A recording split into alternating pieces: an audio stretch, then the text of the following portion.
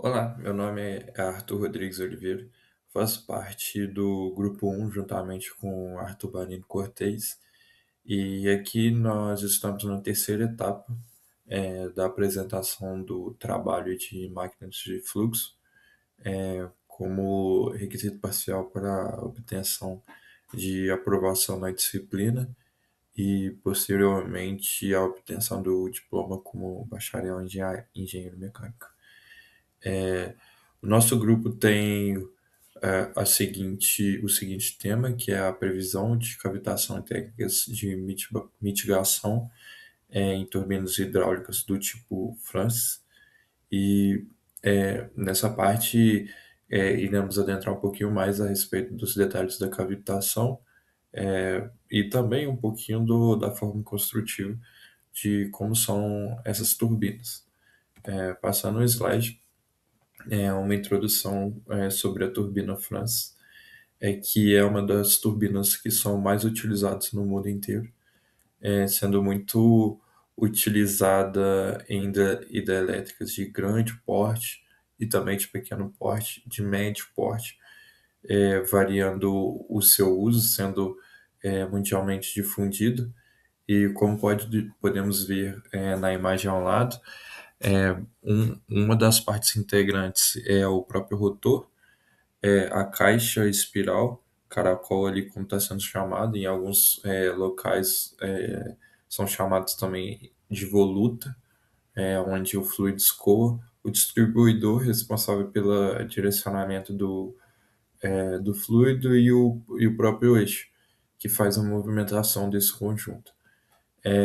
A entrada de fluxo é radial, ou seja, ela chega perpendicularmente ao rotor distribuidor e a partir do movimento de rotação dos componentes, ela é distribuída de forma radial, saindo, entre aspas, do centro da máquina, da turbina, e indo radialmente em direção às partes externas, ao diâmetro externo do rotor, que possui uma pá que direciona o fluxo, como vamos ver posteriormente. E como eu disse no próximo tópico, as pás controlam a vazão e direcionam o fluxo. Pás mais abertas conseguem ter uma maior vazão e ter maiores valores de vazão, né? Elas são utilizadas em médias e altas quedas d'água, como eu mencionei, seu uso é amplamente difundido e atendem usinas de pequeno porte até grandes usinas. Aqui basicamente é só uma ilustração e um direcionamento de como funciona o fluxo, que chega ao centro ali e depois é distribuído radialmente, como pode ver ali numas setas brancas. E aqui as cavitações em turbinas Francis ocorrem pelo aumento de pressão que, consequentemente, ocorre a formação de bolhas. Essa formação de bolhas é prejudicial ao equipamento porque pode não, com certeza danifica as pás ali do rotor. Normalmente, quando um equipamento está sob efeito de cavitação, a um longo prazo, quando nós abrimos a voluta ali, conseguimos ver que o rotor está todo deformado, como se tivessem bolhas mesmo no rotor, só que adentrando, né, a estrutura do componente e acaba sendo prejudicial por conta que perde eficiência e também colabora para a perda de vida útil do equipamento. Agora eu vou passar a palavra para o Arthur, que vai dar continuidade ao trabalho.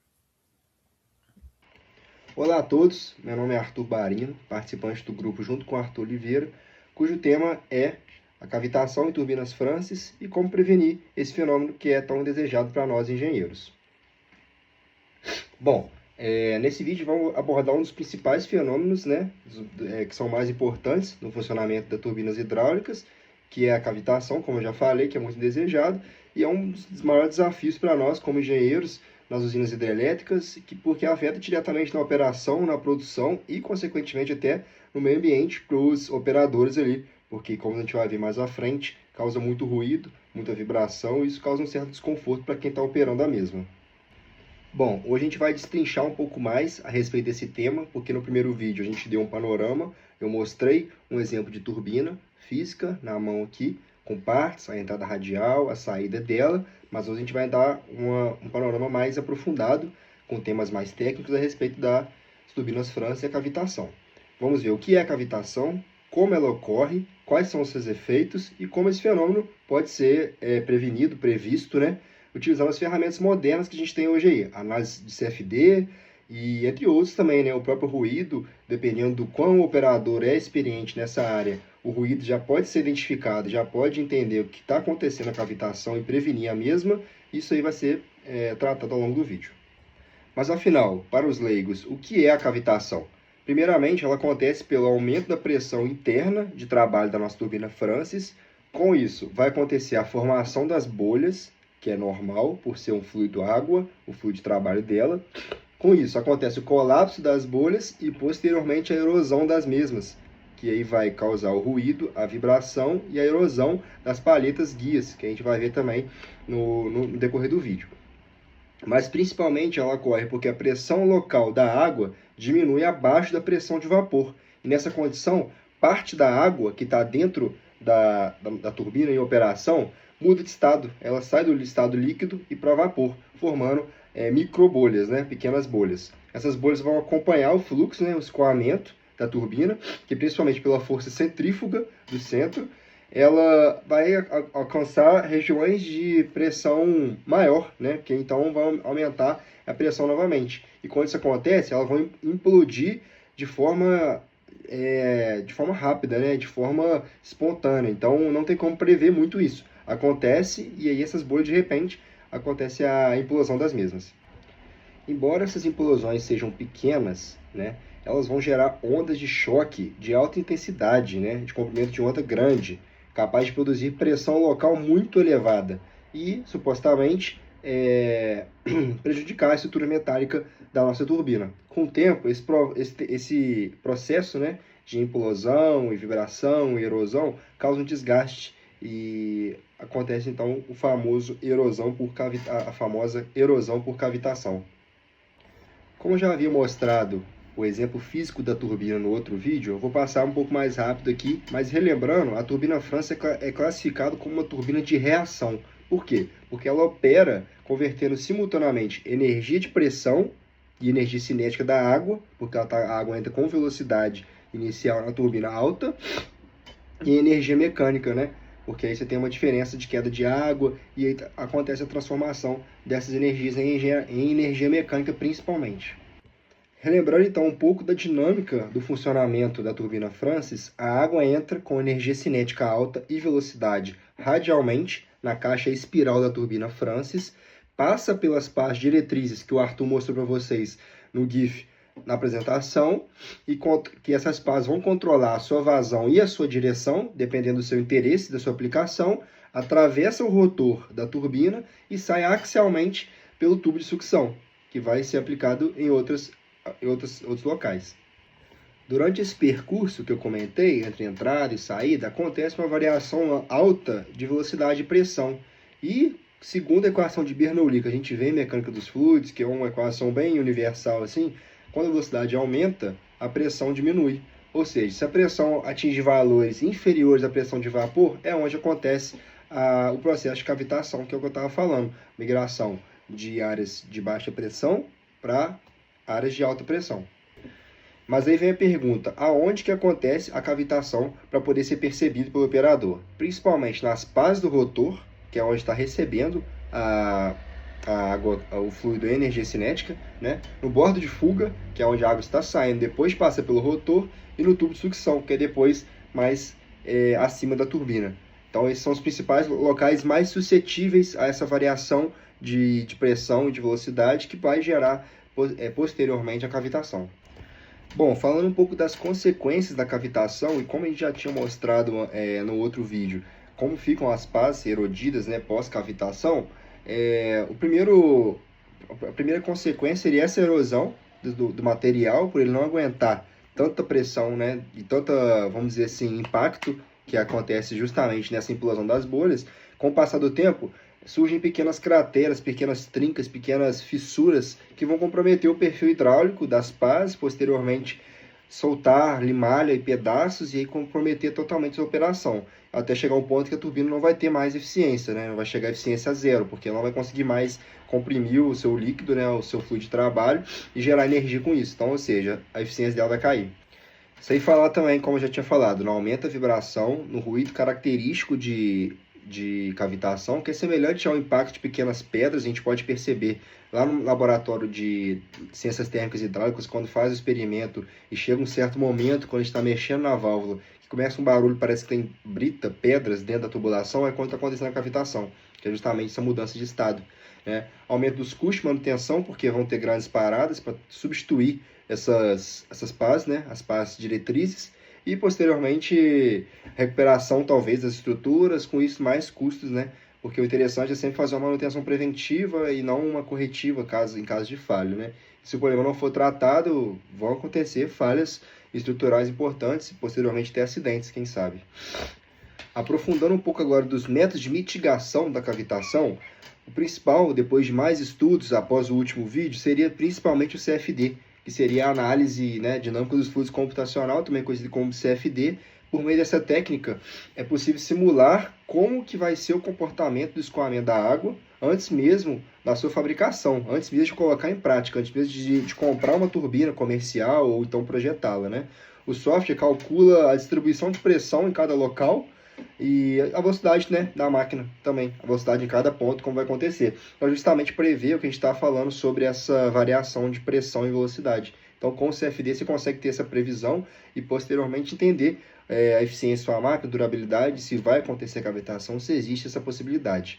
E quando uma determinada região apresenta a pressão inferior à pressão do vapor da água, o programa identifica um possível indício de cavitação. E aí o projetista, o engenheiro, consegue entender aonde está acontecendo. E além disso, são utilizados métodos matemáticos específicos, né, que vão representar o crescimento e colapso das bolhas. Isso aí seria mais a parte de mecânica dos fluidos, né, como vai ser o comportamento das bolhas e tudo mais. Mas os modelos mais empregados seriam o Hailey-Plesser e outros alemães também muito conhecidos, que também vou citar aqui mais para frente. Após utilizar o CFD, que seria a dinâmica dos fluidos computacional, e entender as regiões críticas que podem acontecer cavitação, as principais estratégias que devem ser utilizadas para minimizar ainda mais o fenômeno seria entender a geometria das pás diretrizes para poder otimizar o processo. As pequenas alterações no formato delas já podem reduzir essas regiões de baixa pressão. E outra medida importante é operar a turbina próxima do seu ponto de projeto, né, seu ponto de eficiência máxima, impedindo que ela trabalhe abaixo ou acima, né, conhecido como BEP, que a gente fala, né, que seria o Best Efficiency Point, que já é como o projetista projetou para funcionar, ou seja, a durabilidade vai ser tal quando ela operar sempre no seu ponto de projeto. É fundamental também sempre controlar corretamente a altura de sucção, para ela não puxar com pressão mais baixa ou puxar ar na turbina. Em relação aos materiais, é importante pensar também quais que vão ser utilizados, se vai ser um tratamento térmico nas suas pás, mas principalmente ácido inoxidável ou materiais resistentes à erosão.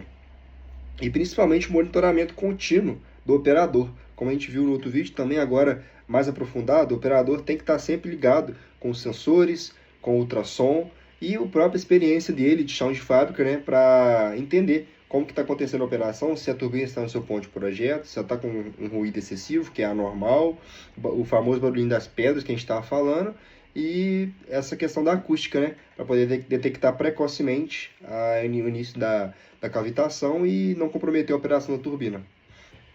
Bom, pessoal, para concluir então o nosso estudo a respeito da cavitação em turbinas Francis e as técnicas de mitigação desse processo, após um longo tempo de estudo e mais experiência após o último vídeo de 5 minutos, a gente pode concluir que a cavitação é sim um fenômeno que pode comprometer significativamente a operação e de forma muito séria a operação de uma usina hidrelétrica e o desempenho dessas turbinas. Vai acontecer, como eu já tinha falado, a formação de colapso das bolhas, regiões de baixa pressão, vai causar a erosão, que a gente falou das pás, a alta vibração, alto ruído e a perda da sua eficiência. Felizmente, a gente tem o desenvolvimento de técnicas, como a gente tinha falado, CFD, que é a dinâmica dos fluxos computacionais, muitos estudos, né, com a equação de Bernoulli a gente consegue entender também, que aí a gente consegue também ver, antes de ser projetada, antes de ser fabricada a turbina, o comportamento da mesma em operação no local. E aliado à otimização da geometria das palhetas que a gente falou, a escolha adequada dos materiais que vão ser fabricados na turbina é o principal ponto após o projeto, porque aí você consegue controlar as condições operacionais e monitorar com o tempo a longevidade do seu material, abordando principalmente essa abordagem de reduzir os efeitos da cavitação, aumentando a confiabilidade do material, evitando paradas de manutenção e, consequentemente, uma alta vida útil da nossa turbina. Pessoal, muito obrigado pela atenção, até a próxima.